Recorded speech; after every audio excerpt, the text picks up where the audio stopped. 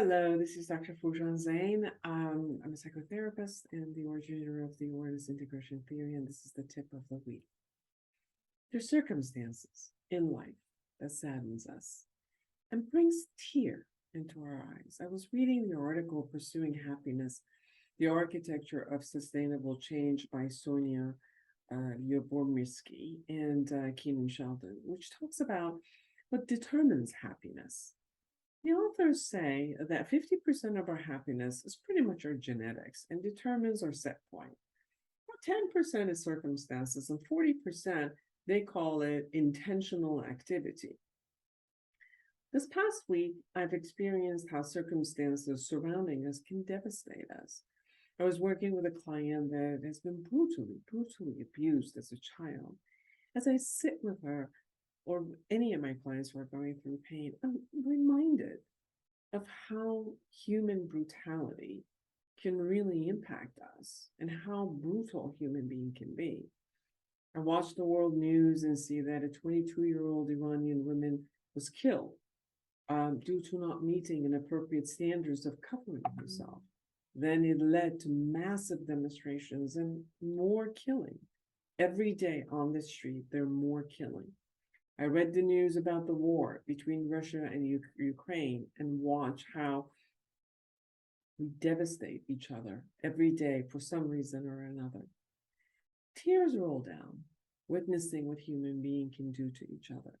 Yet, I also am present and mostly astonished about the resilience of us as human beings. I was present to how I have been handling these matters in my life today, which is very different with how I would have taken them in prior years. As I hear the news or I'm with a client that is going through recalling trauma, I feel empathy toward their pain. At times, I feel their pain, and for sure, I share their pain. In the past, since my disposition was depression, any news about inhumanity would take me into a deep spiral of rage, sadness, and really not wanting to live in this world anymore. Psychotherapy helped me a lot, and it usually helps a person through the intentional activity, intentional envisioning, intentional thinking, feeling, and behaving and acting to handle the circumstances with more flow. My experiences with committing to new thinking, feeling, and behavioral structures for an extended time eventually changed some of the set points. Not genetics, but some of the set points. Today, I experience being an empathic human being who does not get stuck in helplessness and negative belief systems. Since I have opened the lens to acknowledge my strengths, resilience, and power, and see others' strength and resilience and power.